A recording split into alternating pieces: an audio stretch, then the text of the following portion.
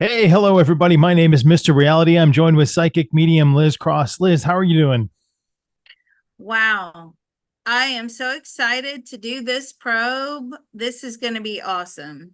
We get a lot of requests for artists and we go back in time, but I wanted to do more contemporary artists. And I'm sure people will recognize this name of Thomas Kinkade. Some people might be surprised to know these no longer with us, but Thomas Kinkade, at one point, one of his paintings was in one of 20 homes in America. He was so prolific, made over 1,000 pieces of art, and was almost, I think, he said he was inspired by divine light when he painted, and unfortunately, he left us too soon. So I wonder if we could bring in the consciousness of Thomas Kinkade, this gentleman here, and find out what happened. Oh my goodness. Well, he's standing here. He's wearing a brown camel color suit jacket and he's wearing jeans and comfy shoes. So he's Ah, here with us. does he have a goatee still, or did he shave that off? He's like, whatever you want. I can have one. I can take it off. What? So, known as the painter of light, Thomas, tell us about your upbringing and about your what got you interested in painting as a young artist. He was painting from such an early age. Wow, just amazing.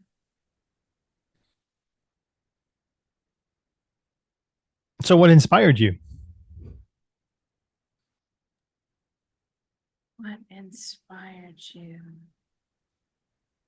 The divine, the divine light. He says, wow. He would channel light. He speaks very slowly, so I'm sorry about this.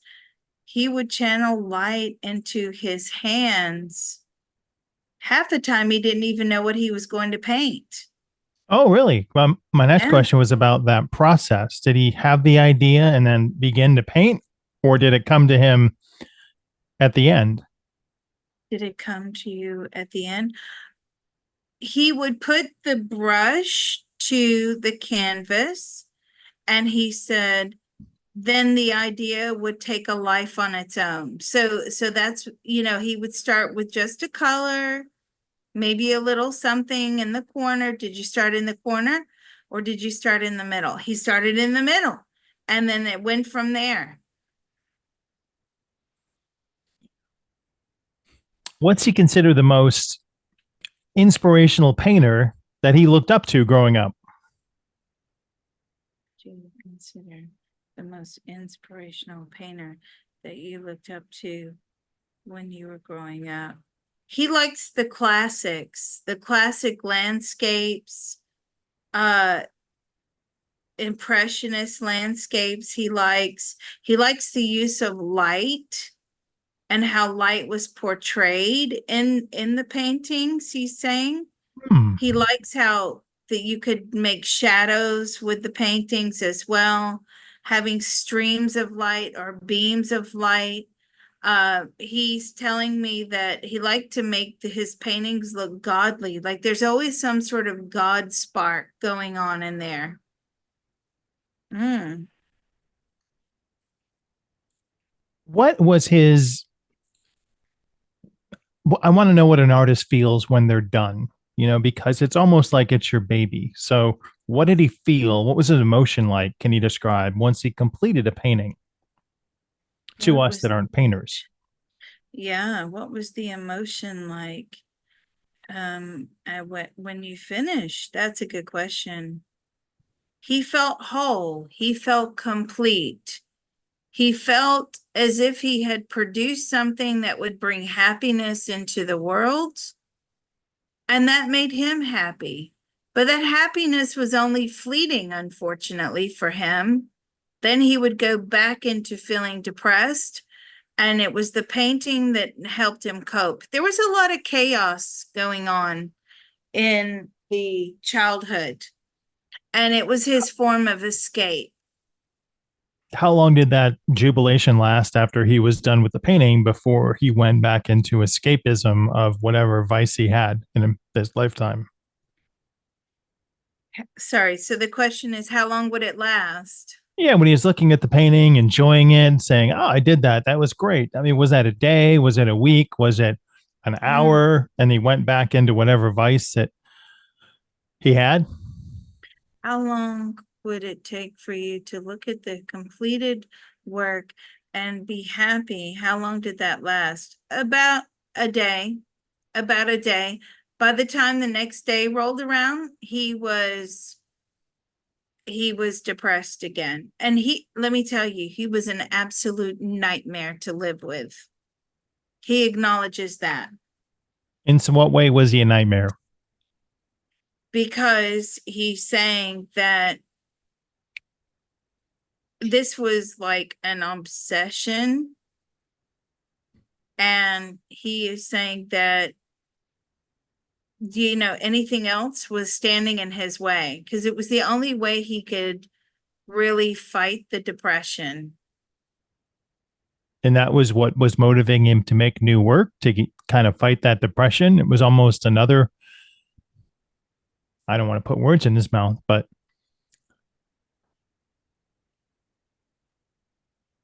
So I'm sorry, you said that is there another way he could fight the depression? well, I want to know if when he was making these paintings, if he was a very voluminous artist, he made a lot of works in his lifetime. Did he make so many works because that was one of his other avenues of not being depressed? And did he drink when he was painting also, or did he keep sober during the painting and then celebrate? Ooh, so yes, he did have a problem with alcohol. At one time, he had a problem with cocaine. Mm. Did you drink during the paint? Sometimes he would drink during the painting. He would try not to become drunk because obviously that would be very problematic with the fine details, but he did enjoy like the feel of drinking and doing his painting. But so when would you really, so he would, I'm asking him, when would you really start drinking? The morning after the completed painting was a nightmare. It's almost like the come down of the high. And he is telling me that basically he would drink a lot in the morning. Did Nothing this could make this guy happy. did this drinking come from a past life, something that he wasn't able to overcome, or is it something that happened in his childhood? Does that resonate through other lifetimes? Did you have a drinking problem in past life? Yes, he did have a drinking problem in a past life where he was very abusive, always intoxicated, and he died of alcohol poisoning intoxication. He died a pauper, and he basically, died with loads of regrets. He actually ran his family off in a past life to the point they had to take refuge somewhere else because he was a total nightmare. Now, what was the re-triggering event in this current lifetime? In this current lifetime, what was the re-triggering event for you?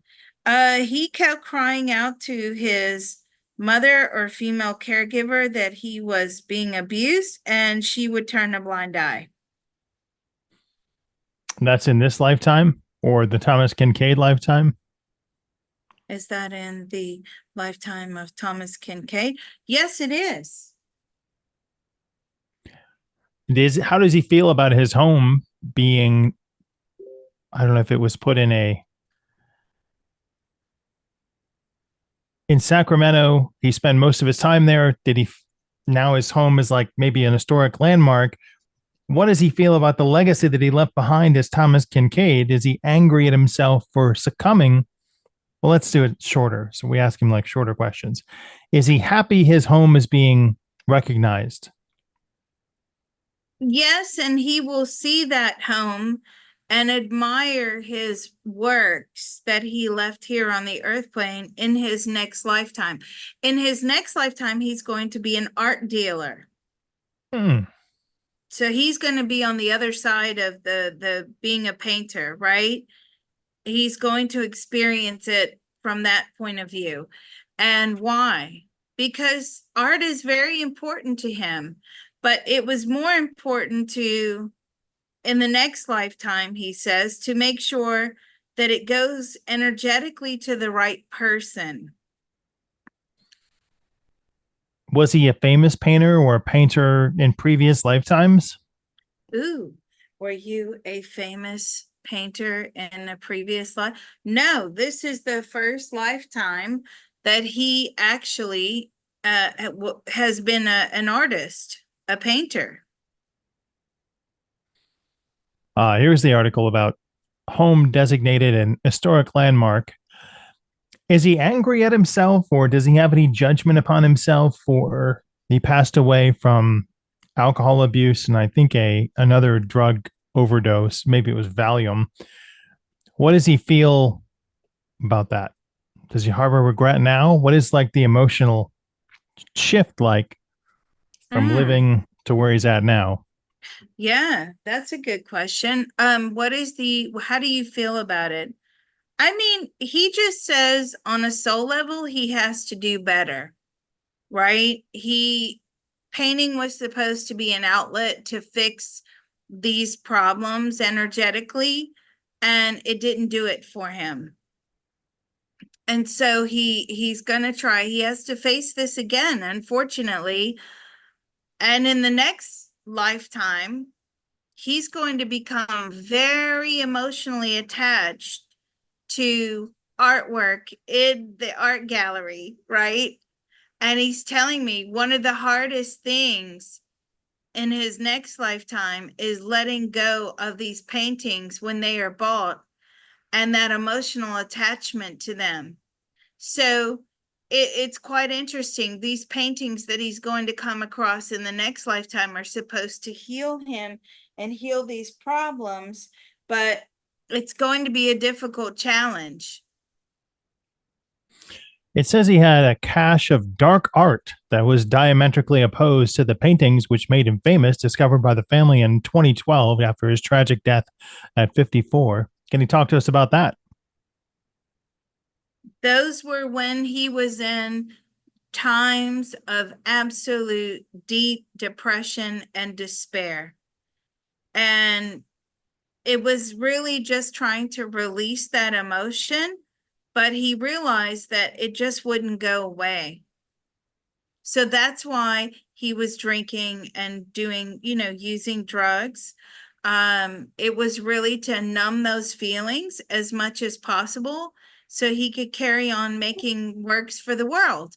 I mean, that really made him quite happy, making someone else happy, right? But he just couldn't make his own self truly happy. That happiness that he would feel over a painting was only very fleeting, even though the painting could bring unlimited joy to somebody else's life. Right. Probably the most prolific painter of modern times, I would say. Was his action of drinking and Valium abuse a form of suicide, or was it a mistake that he overdosed and overdrank? Ooh, was it, well, we're not really supposed to say that, but no, it was an accident. It was an accident, but it was getting to the point where the quantity of the whatever he was consuming, the alcohol and the drugs, it wasn't numbing him out enough. So he was beginning to take more and more and more. It was never enough. It was trying to fill this black hole, this void, and he just couldn't seem to fill it. That void, what happened to it when he crossed over? Ooh, aren't you smart? He carried it with him. And now is it part of his soul index, or is it something that he's able to remediate when he's on the other side? It's been 12 years. So Are you able to fix it when you're up in the spirit world? No, they have to fix it on the earth plane.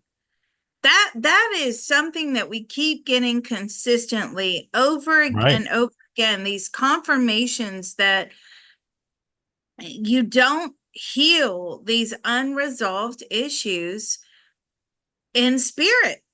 And yet we've been lied to about it. But as we speak to these different people on the other side, every single one of them say they have to come back. They have to try again. They got to do better. It's like the broken record. We hear it over and over again. You know, you are relieved of the struggle and the despair temporarily whilst you are in the spirit world. But the matter, the fact is, you've got to do this again. And you have to get creative while you're up there so you can create circumstances that maybe, just maybe, you will actually end up resolving it in this lifetime. More questions for him about what he's been doing since he's been on the other side. Has he been painting? Has he been talking with other artists? What's the experience like up there, over there, yonder? Are you talking with other artists on the other side? There is like a little artist club. Oh, Um, but it's about structuring the perfect lifetime is like a very well-defined painting, he says. That is a work of art. Making the good soul contracts that aren't going to destroy you to the point of no return here on the earth plane. There is no greater painting than planning the next lifetime and trying to orchestrate that it all falls into place nicely to the point that you do manage to ascend when you get to the other side. So yes, they do chat, they do sit around, they talk about paintings. He has met Picasso on the other side. They're good friends. Some he's up other next. We'll famous do him soon. Tell him we'll get to yeah, him soon. yeah, make sure you send the message. We're going to get to him soon. If And Thomas he's Kinkade were laughing. to He paint a goes, picture of the soul, what would that look like to him from where he's mm, at now? uh, Picasso's laughing, by the way. He already knew you were going to do him next. Ah, he knows. Pablo Picasso has been reading my mind. If you were to paint a picture of the soul, what would it look like? Well, it would have like this outline, and the light would shine and radiate from behind it. And it would just be an outline of, you're showing me like a body. Yes, like a human body, but the outline, no detail as to like the hair or the skin color, the pigment of the skin, the smoothness of the skin. There's absolutely no defining features in this outline. And he says, then it's up to you to fill in all the details, to fill in the particulars. So maybe I want to have, thick hands, small hands. Maybe I want to be male or female. Maybe I want to transition. Maybe I want to start out one way and end another way. Maybe I want to be slim. Maybe I want to be round. And he says, and that's where you start. You start with the outline and you're filling in the particulars. How would he paint a picture of the life of Thomas Kinkade? He showed So I me turn that around there. he showed me a blank canvas with one large black line going from top to bottom, and that would be it. That seems a bit simplistic. Why is that one single black line on the portrait? Why would you say that? Why did you just put that one single black line on the portrait going from top to bottom? Because it's irrelevant. It's just a line. Please keep in mind that Mr. Reality and Liz Cross are not art critics, and we're discussing Thomas Kinkade and his life and career. So that seems a bit, I don't know, overly simplistic based on the nature and the intricacy of your paintings. And you're describing your entire life as a single black line and the whole of the soul of just a shadowy outline. How do you reconcile those discrepancies in those two afterlife portraits? How do you reconcile those discrepancies? But they're only a discrepancy for human eyes. We don't have to look at portraits up here. We are the portraits. That down there was just a line on the canvas and nothing more and nothing less, he says. But this is the place where you can make the changes and that you can evolve and that you can become better. And yet we find in so many artists that they struggle and there's so much of the problems that they're dealing with. They can't see their own beauty in their art. You know, I'm reminded of the Vincent van Gogh that we did, and he also struggled with chemical dependency. And is it just, why do so many artists struggle with dependency issues? Or is that oversimplification? No, a majority can and do struggle, Why? he's saying. And why is that?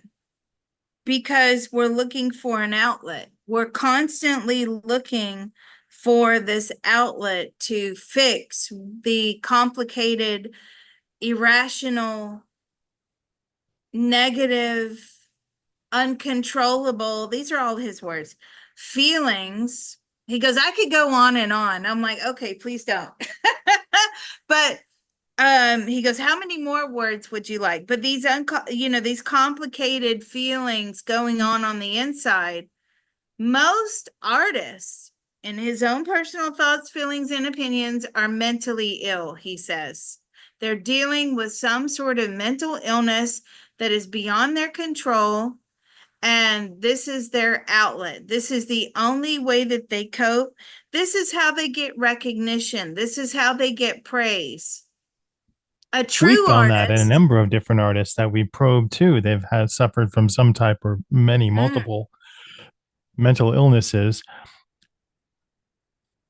And he says, like some artists, the true artists, they don't paint for anyone else. You know, the really good painters actually paint and they hide their artwork away from the world because they believe that people can look at their paintings and know exactly how they're thinking and how they're feeling, and they don't want people to know.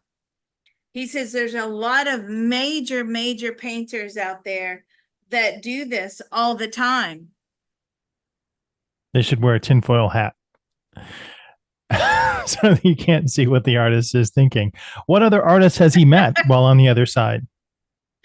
What other artists have you met while you are on the other side? Who's the Dutch one that did the scream? Isn't he Dutch? Yep, we did that one. He's showing me the paintings. He's actually showing them to me. He's met with loads of artists. And that he's like, sometimes there's this Parisian cafe that we all tend to meet up in, or sometimes we'll go Dutch and we'll meet up there. I'm like, what about like a London cafe? He goes, no, Liz, that's horrible. The cakes are bad. He's funny. Edward Munch is the guy that did the Scream and a lot of other series of paintings. I think we did that one a while back, or I thought about doing it. We never got to it. Does he feel like he could give any advice to people out there who are interested in becoming artists, or would he say, run? No, he encourages all form of human expression, whether it's through movement, whether it's through dance, whether it's through light installations, he's saying, whether it's through playwright or screenwriting or music, he absolutely encourages it because that's how we're going to emotionally connect to one another. We're becoming to the point, he's saying we're getting to a point where we don't even talk to people anymore, right? Where we I sit don't talk in to our anybody. I just rooms. talk to you, Liz Cross. That's it. And also, And that's not likewise. true. I do talk to our friends at the Consciousness Transformation Technique Monday morning meditation. I was waiting for a little segue for that. So every Monday morning, Liz Cross and I meet with our friends and we work on self healing. Can Thomas Kinkade talk about what type of benefit he thinks the consciousness transformation technique would have had on the chasm of depression that was his life? Ooh. So, what would you, if you had access to the CTT, what do you think it would have done? Well, first of all, he says it would have distorted my paintings, but in a good way. And I said, how? He said, because his paintings are so light based. They're so, you know, Right. really joyful and playful and loving. He put a lot of love into those paintings. You can feel that when you look at his paintings. And he says, and maybe I would have gone into more sort of propaganda, and or he says, or something with different messages, mixed messages, conundrums for people to look into. He quite likes that, like the Mona Lisa painting, right? Where it's a big conundrum. Well, of course, we did that on the Patreon, and we know why she smiles in that way, if you remember. I do And remember. I don't forget anything. So well, you're lucky. And but he says it would have changed his outlook altogether. He would have been able to explore different themes. Would you think that if you did it over time, consistently, that you would have healed your depression? And he says, yeah, it's a big possibility. It does a lot for people. So yeah, so we're grateful for the CTT for sure. And so let's ask him this question. Where is CTT going? Where is it going? It is going to have a major broad outreach. Where we are is just really the beginning stages. And this is something we get consistently too. And it will have this massive outreach at one time, which is what George always wanted. I wanted to ask him real briefly about artificial intelligence and the art. I can go to lexica.art and type in Thomas Kinkade paintings, and it creates this multiplicity of facsimiles of different Kinkade-esque paintings. They're not all, they don't have the same gravitas or light sources that I believe that his works do. But what are his thoughts on this? Rubbish, throw it in the garbage. Why? That's why. I don't want to spend It's time being not a painter. him, I can just go here and get a painting.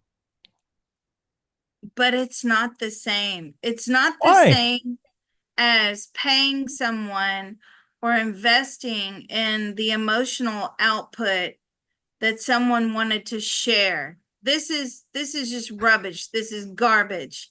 His And he emotions says, didn't last more than a day. So why should I have to bother putting forth that money when I can easily click some buttons on my keypad and get some paintings?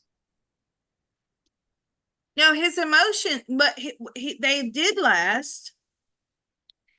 It would take him weeks to do a painting, Right, but right? then he would drop into that despair, and I wondered how long he spends on enjoying that painting before dropping off and back into his vices. So, if I don't need to spend the time and the energy and the effort to pay a painter to commission a work, who can afford to pay for artwork nowadays anyway? That's why he was so prolific and so affordable.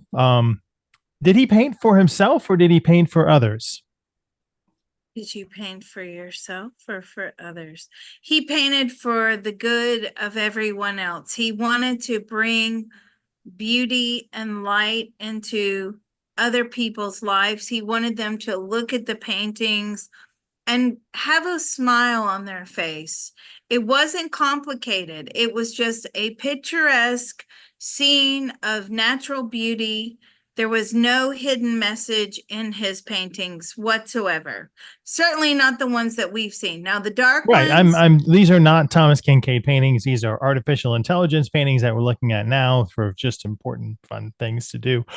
But what he feels that AI art in the future, is that going to be something that we see more and more of? And will that cause an even further deep depression in artists that are trying to spend money and time to make valid artwork? it's going to put them out of business. It really is. He says people will feel exactly as you have just said, that it's not why spend the money? Right. So that deep appreciation for acquiring a piece of art, I could probably get a it's 3D printer to print art so that it looks like it's brushstrokes as well. I don't know if that exists. It probably exists, but that way it will give the artificence of someone having made brushstrokes on it, but it could be, any one of these silly AI portraitures that Lexica has made.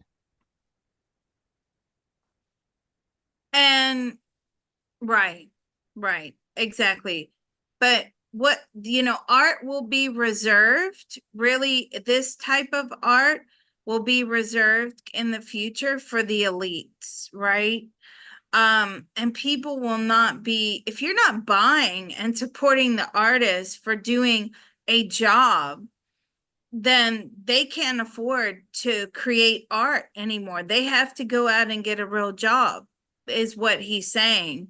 And He's saying so that artistry is not a real job from Thomas Kinkade. right. Well, and people are going to slam you in the comments, right? They don't understand what playing devil's advocate is, right? I don't know why people get so touchy about that. They actually think that you're doing these questions because of your bias, but you're playing devil's advocate. I know how you feel about art. You know how And I feel about art and about Thomas Kinkade too. I'm doing this out of the genuineness and sincerity of how I feel about his artwork and his contribution to the art world. Not to be disparaging, but often I come off as humorous and flippant, but 'tis my nature and I will not change. Here's a nice picture of right. the Revolutionary War soldiers playing golf course by Greg Rutkowski drinking beer at a brewery. So, I mean, it's silly, but the computer made it just with this prompt. Wow. Yeah, he doesn't like it. It's disgusting. He doesn't even want it on your screen. Okay, well, I can go back to your pictures. I can go back to a picture of you. So we don't want to offend Thomas Kinkade, but how many pictures do you think that you're very proud of that you did in your illustrious career?